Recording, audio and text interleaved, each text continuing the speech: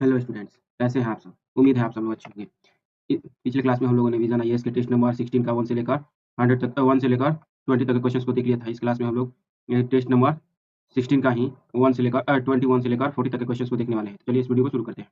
यहाँ पर first number question है 21 नंबर क्वेश्चन है power of Siberia Siberia two pipeline के संदर्भ में निम्नलिखित कथनों पर विचार कीजिए। क्या नाम है ji? The power of Siberia two pipeline, जिसको POS2 कहते हैं। यह इस पाइपलाइन के संदर्भ में विचार करना है। कैसा विचार करना है जी? तो यहाँ पर सही कथन पर विचार करना है। कैसा? तो सही कथन पर विचार करना है। और सबसे बड़ी बात है कि यहाँ पर ऑप्शन का तरीका कैसा है? तो इसमें एलिमिनेशन मेथड थोड़ा-सा काम करने वाला है। तो एलिमिनेशन मेथड जहाँ से काम करने वाला हो, 3 दाँत दिखाकर यहाँ पे क्वेश्चन की ज़रूरत है कैसे कि यहाँ पर पूरी तरह से ना तो एलिमिनेशन मेथड लग सकता है और ना ही पूरी तरह से नेगलेक्ट ही हो पाता है। मतलब कि थोड़ा-सा लग जाएगा हम लोग का। अब देख लेते हैं कौन सा सही है, कौन सा गलती है। Power of Siberia two pipeline power of Siberia two pipeline जो है, जिसको POS2 बोलते हैं, रूस से चीन तक प्राकृतिक गैस के परिवहन के लिए एक प्रस्तावित परियोजना है। रूस से चीन तक प्राकृतिक गैस के परिवहन के लिए एक प्रस्तावित परियोजना है और यह प्रस्तावित पाइपलाइन भारत, मध्य पूर्व यूरोप आर्थिक गलियारे का हिस्सा है। और इसके बाद से दे रहा है तीसरा नंबर, यह पाइपलाइन पूरी तरह से रूस और चीन से होकर गुजरेगी तथा किसी अन्य देश से नहीं। तो पावर ऑफ साइबेरिया परियोजना जो है, इसको आप लोग देखे होंगे कभी तो। यहाँ पर अगर हम लोग यहाँ पर 1 नंबर तो एकदम सही है, लेकिन दूसरा, तीसरा नंबर गलती है। इसको आंसर बताने के बाद हम इसको मैप में ड्रॉ करके बता दे रहे हैं, ये भी गलती है। रूस और चीन से नहीं बल्कि मंगोलिया से भी संबंध रखता है ये। इससे मंगोलिया में भी से भी होकर गुजरेगा। और ये मध्य पूर्व यूरोप, यहाँ पर लिख रहा है मध्य पूर्व यूरोप नहीं बल्कि साइबेरिया से एशिया तक, मतलब केवल एशिया में ही है, मध्य पूर्व यूरोप से कोई संबंध नहीं है। एक तरह से देख लेते हैं हम लोग। यहाँ पर मान लीजिए कि ये हमारा यूराल पर्वत है। ये यूराल पर्वत है और ये हमारा एशिया का कुछ हम लोग क्या बनाते हैं जी? ये क्या कहते हैं? रूस का कुछ भाग बना लेते हैं, उसके बाद से इसको समझने का प्रयास करेंगे। ये हमारा कुछ रूस इस तरह से हो जाता है, रूस इस तरह से कुछ हो जाता है। और यहाँ पर ये चीन वाला क्षेत्र भी इसमें ले लेते हैं। यहाँ पर मान लीजिए कि ये वाला चीन वाला क्षेत्र है, चीन वाला है, यहाँ पर मंगोलिया है। तो यहाँ पर ध्यान दीजिएगा कि ये जो पाइपलाइन है, ये पाइपलाइन सीधे यहाँ से चलेगी। साइबेरिया क्षेत्र यहाँ पर है, साइबेरिया से चलते हुए मंगोलिया तक, मंगोलिया को पार करते हुए चीन में आएगी। और ये एक पाइपलाइन है और दूसरा इससे पहले जो पाइपलाइन बना था उससे वो था जिसको पावर ऑफ साइबेरिया 1 कहा जाता था, वह इस तरह से आता था, इस मार्ग से आते हुए यहाँ पर चीन में प्रवेश करता था। लेकिन पावर ऑफ साइबेरिया 2 जो है, ये अब रूस के साइबेरिया क्षेत्र से चलेगा, मंगोलिया में जाएगा, मंगोलिया से चीन में गैस पहुँचाएगा। यहाँ पे साइबेरिया में बहुत बड़ा गैस का भंडार है। यहाँ से गैस निकालते हुए मंगोलिया को आपूर्ति करते हुए चीन में लाने का। तो इसमें हम रूस, चीन तो वित्तीय साझेदार हैं। मंगोलिया वित्तीय साझेदार न होते हुए भी इसमें यहाँ से पाइपलाइन गुजर रही है, तो इसको साझेदार मान लिया गया है। यहाँ पर 3 देश साझेदार हैं। यहाँ पर 1 नंबर तो एकदम सही है, दूसरा, तीसरा गलती है। तो यहाँ पर ए नंबर सही हो जाएगा, केवल 1 सही। अब देख लेते हैं नेक्स्ट क्वेश्चन। नेक्स्ट क्वेश्चन है निम्नलिखित युग्मों पर विचार कीजिए। विचार करना, और कैसा विचार करना है जी? तो यहाँ पर पठार दिया हुआ है, उसके बाद से अपवाहित नदी दिया हुआ है। पठार, उसके बाद से अपवाहित नदी। यहाँ पर और क्या बताना है जी? तो उपरोक्त में से कितने सही हैं? सही कथनों का चयन करना है। ठीक है? तो सही कथनों का चयन करना है। तो यहाँ पर देख लेते हैं। सही कथन पर यहाँ पर है मालवा, चंबल। अपवाहित क्षेत्र चंबल से होता है जी। तेलंगाना पे पेन्नरू दिया हुआ है, छोटा नागपुर, उसके बाद से सोन दिया हुआ है।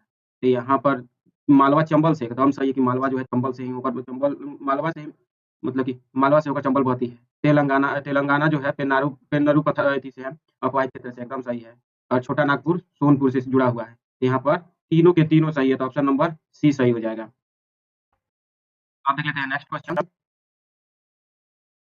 मतलब एक तरह से ये दिखाना है कि कौन-सी नदी किस क्षेत्र से होकर प्रवाहित होती है और कहाँ पर ये आपूर्ति करती है। तो यहाँ पर चंबल किसको जल आपूर्ति करता था? मालवा क्षेत्र को। पेन्नरू किसको जल आपूर्ति करता है? तो तेलंगाना के क्षेत्रों को। सोन किसको जल आपूर्ति करता है जी? तो ये है छोटा नागपुर के क्षेत्रों को।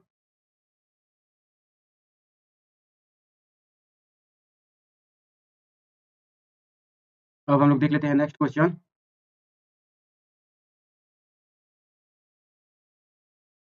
भारत के निम्नलिखित राज्यों में से कितने में प्राकृतिक गैस के भंडार हैं? प्राकृतिक गैस के भंडार है, कूट का प्रयोग कर सही उत्तर का चुनिए। सही उत्तर चुनना है, तो यहाँ पर दे रहा है नागालैंड, राजस्थान, तमिलनाडु, त्रिपुरा, पश्चिम बंगाल। तो यहाँ पर जो दे रहा है,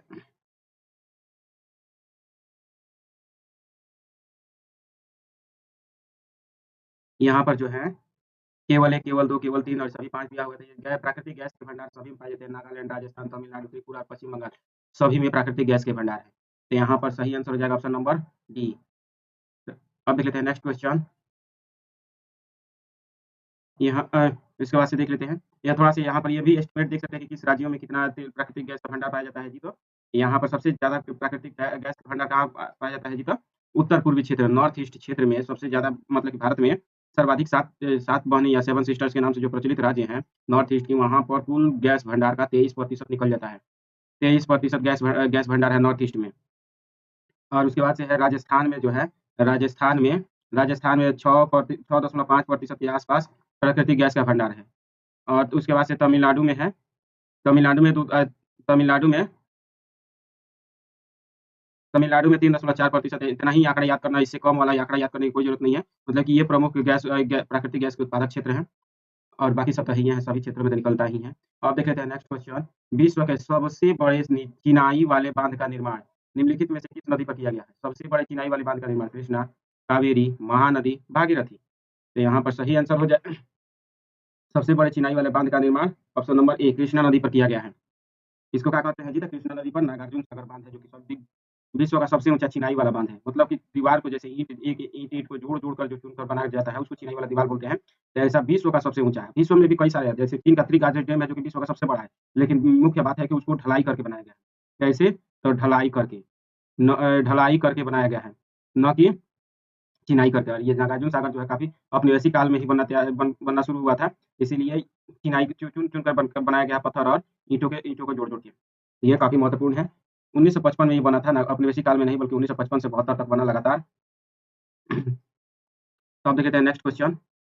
महाद्वीपीय मग्न तट के संदर्भ में निम्नलिखित कथनों पर विचार कीजिए। महाद्वीपीय मग्न तट के संदर्भ में विचार करना है। क्या विचार करना है? तो सही कथन पर विचार करना है। यहाँ पर महाद्वीपीय मग्न तट का निर्माण जो है अतीत में समुद्र के जल स्तर में हुए उतार चढ़ाव के कारण हुआ था।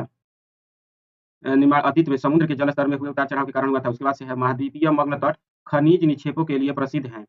महाद्वीपीय मग्न तट जो है खनिज निक्षेपों के लिए प्रसिद्ध है जी। उसके बाद से दे रहा है विश्व का सबसे चौड़ा महाद्वीपीय मग्न तट प्रशांत महासागर में स्थित है।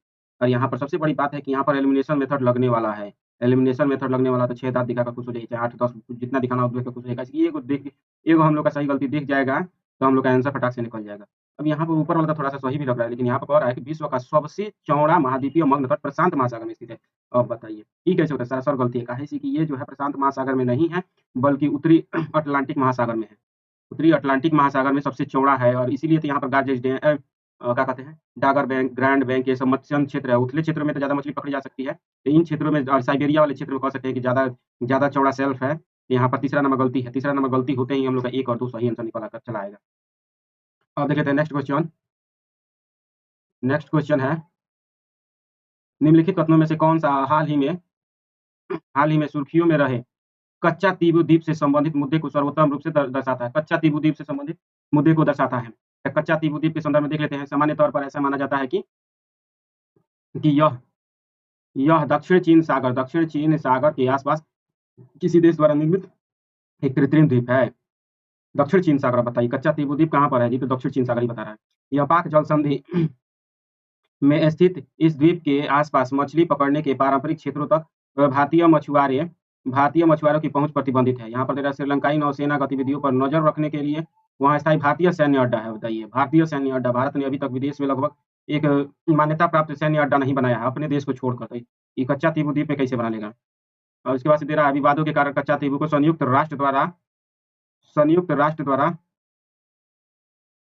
राष्ट्र द्वारा अंतर्राष्ट्रीय बफर जोन घोषित किया गया है। ये भी सरासर गलती है, ये भी फर्जीवाड़ा है। ये 2 नंबर सही है, ऑप्शन नंबर बी सही है एकदम।